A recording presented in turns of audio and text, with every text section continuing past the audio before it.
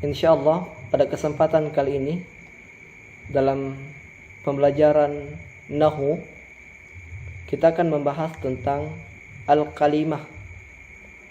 Sebelum kita terlebih jauh membahas tentang kalimat dan pembagiannya, maka terlebih dahulu kita harus mengetahui definisi atau pengertian dari al-kalimah.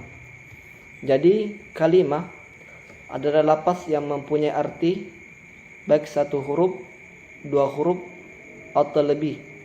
Dalam bahasa Indonesia, kalimat disebut dengan kata. Contohnya, al-baitu, rumah, atau al-madrasatu, sekolah, atau yajlisu, duduk, atau min, dari. Mengapa lapas-lapas di atas disebut kalimah? Karena semuanya mengandung arti. Misalnya lapas al-baitu yang artinya rumah. Kemudian lapas al-madrasah disebut kalimah karena mengandung arti yang bermakna sekolah. Kemudian lapas yajlisu disebut kalimah karena mengandung arti yaitu duduk. Kemudian lapas min disebut kalimah karena mengandung arti yaitu dari. Kemudian dalam bahasa Arab kalimat dibagi menjadi tiga. Yang pertama adalah kalimat isim atau biasa kita kenal dengan kata benda. Kemudian yang kedua kalimat fi'il atau yang kita kenal kata kerja. Kemudian yang ketiga adalah kalimat huruf atau kata sambung atau kata penghubung. Untuk mengetahui bahwasanya ini isim, ini fi'il, ini huruf, maka kita harus mengenal tandanya masing-masing. Apakah tanda-tanda isim atau tanda-tanda fi'il atau tanda-tanda huruf, agar kita bisa membedakan bahwa ini isim, ini fi'il, ini huruf. Adapun tanda-tanda isim ada 5. Yang pertama adalah al-jarru atau menerima huruf jar. Kemudian yang kedua adalah at-tanwinu, diakhiri dengan tanwin. Kemudian yang ketiga adalah bidukhuli alif lam, diawali alif lam. Kemudian yang ketiga adalah an-nida. Kemudian yang kelima adalah dukhulu harfu jar atau dimasuki atau diawali harfu jar. Untuk lebih jelasnya maka kita akan bahas satu persatu beserta contoh-contohnya. Yang pertama adalah al-jarru atau menerima i'rab jar. Di antara tanda-tanda i'rab jar adalah kasrah. Jadi bila ada lafaz yang akhirnya dibaca kasrah, maka disebut dengan kalimat isim. Misalnya dalam ayat dalam surah Al-Fatihah sebagai berikut, yaitu Bismillahirrahmanirrahim. Kalimat Bismillahirrahmanirrahim dikatakan isim karena lapas-lapas yang diakhiri dengan kasrah, sehingga kata tersebut dikatakan adalah isim. Jadi Bismillahirrahmanirrahim, mengapa lapas-lapas di atas disebut kalimat isim? Karena semuanya menerima i'rab jar, yaitu kasrah. Kemudian yang kedua adalah at-tanwinu atau berakhiran tanwin, baik tanwin dhamma, tanwin fathah atau tanwin kasrah. Jadi bila ada lafaz yang berakhiran tanwin, maka kalimat itu disebut dengan kalimat isim. Adapun contohnya adalah kata Zaidun. Jadi kata Zaidun ini dikatakan isim karena dia tanwin, sehingga Zaidun ini adalah merupakan isim dengan mengetahui tanda tanwin yang ada padanya. Kemudian yang ketiga adalah dukhuli alif lam, atau diawali dengan salah satu dengan alif lam, baik kamariyah maupun syamsiyah. Jadi bila ada lafaz yang diawali alif lam, maka kalimat itu disebut dengan kalimat isim. Contohnya adalah ar-rajulu. Ar-rajulu disebut dengan kalimat isim karena diawali dengan alif lam. Kemudian yang keempat adalah diawali dengan salah satu huruf nida atau panggilan. Di antara huruf nida adalah yaitu ya. Jadi bila ada lafaz yang diawali dengan salah satu huruf nida, misalnya ya, maka disebut dengan kalimat isim. Contohnya adalah ya Muhammadun, wahai Muhammad. Jadi mengapa lafaz ya Muhammad disebut kalimat isim? Karena diawali dengan salah satu huruf nida, yaitu huruf ya. Kemudian selanjutnya adalah dukhulu harfu jar, diawali atau didahului harfu jar. Jadi apabila ada kata yang didahului dengan harfu jar, maka bisa dipastikan bahwa kalimat itu adalah kalimat isim. Contohnya adalah fil masjidi. Fil masjidi dikatakan isim karena diawali kata masjid dengan kalimat fi, sehingga bisa dikatakan bahwa fil masjidi ini adalah isim karena ada padanya tanda isim, yaitu diawali huruf jar. Kemudian selanjutnya adalah pembagian fiil dan tanda-tandanya.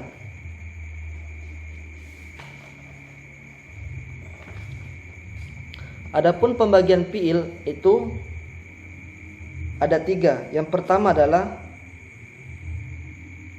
fiil madi atau biasa kita kenal, yaitu suatu perbuatan yang dikerjakan pada masa lampau atau telah selesai. Kemudian yang kedua adalah fiil mudhari atau biasa kita kenal adalah suatu pekerjaan yang sedang dikerjakan atau akan dikerjakan. Kemudian yang ketiga adalah fi'lul amr atau suatu perbuatan yang menunjukkan masa yang akan datang atau mengandung sebuah perintah.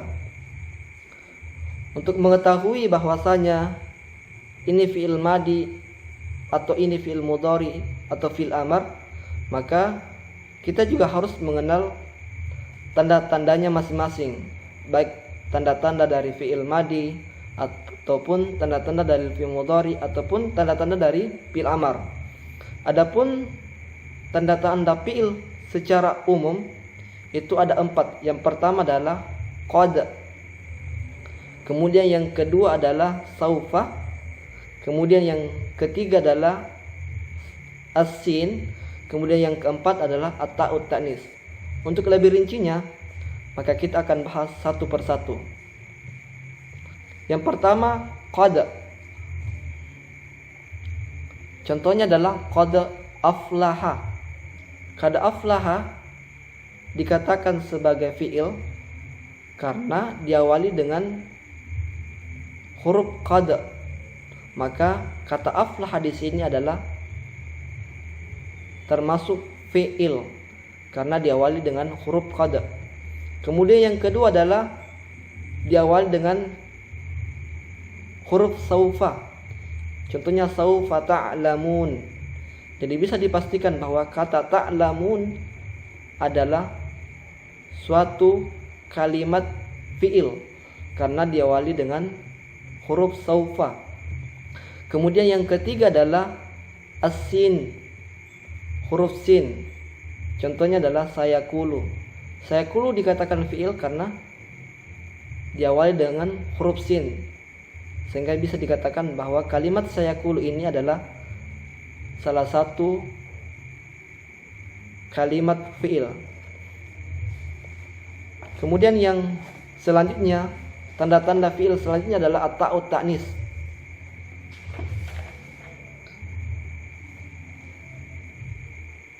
Contohnya adalah kata qalat.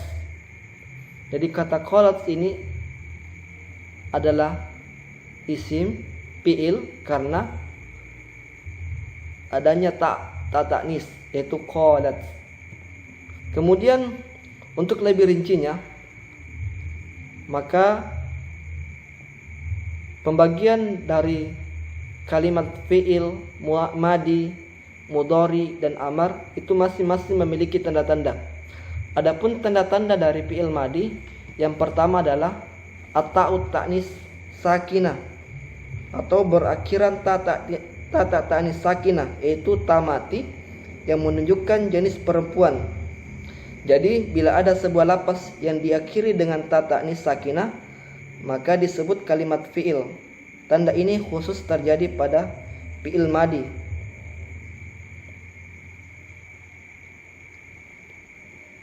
Kemudian yang kedua adalah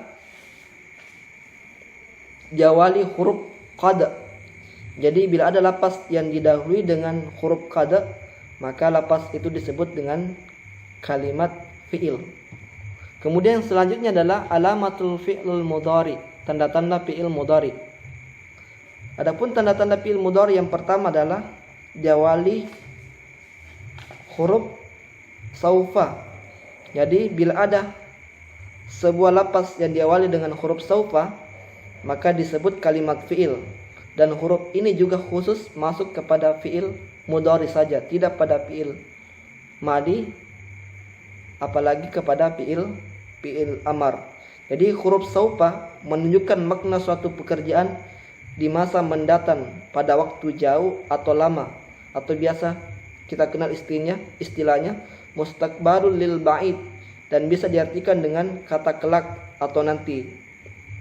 Jadi salah bila ada ungkapan yang mengatakan saufa alima, saufa qala, karena semuanya termasuk fi'il madi. Sedangkan yang kita ketahui, kata saufa ini hanya masuk kepada fi'il mudhari saja. Kemudian yang selanjutnya adalah diawali huruf sin. Jadi bila ada sebuah lapas yang diawali dengan huruf sin yang tambahan, maka disebut kalimat fi'il. Huruf ini khusus masuk kepada fi'il mudhari, dan huruf sin menunjukkan makna suatu pekerjaan di masa mendatang pada waktu dekat, mustaqbalul qarib, yang biasa diartikan dengan kata akan. Jadi fi'il madi tidak bisa diawali huruf ini. Maka salah bila ada ungkapan sadoroba, sakola, karena semuanya termasuk fi'il madi, sedangkan kalimat sin hanya masuk kepada fi'il mudhari. Kemudian yang ketiga, tanda fi'il mudhari adalah diawali huruf qad. Jadi bila ada lapas yang didahului dengan huruf qad, maka lapas disebut dengan kalimat fi'il. Mengenai tentang kalimat qad, karena kalimat qad ini tadi kita jelaskan masuk kepada fi'il madi, juga masuk kepada fi'il mudhari. Adapun qad ketika masuk kepada fi'il madi, maka itu artinya sungguh.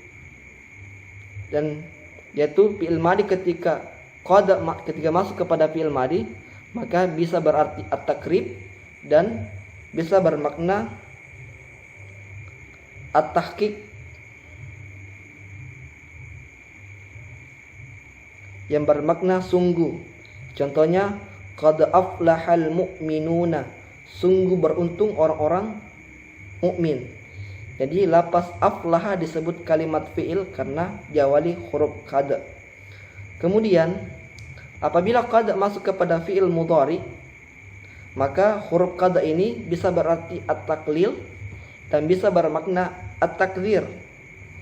Maka ketika huruf qad masuk kepada fi'il mudhari, maka artinya terkadang atau jarang. Contohnya qad yasdukul kadzdzab, terkadang berkata jujur pembohong itu.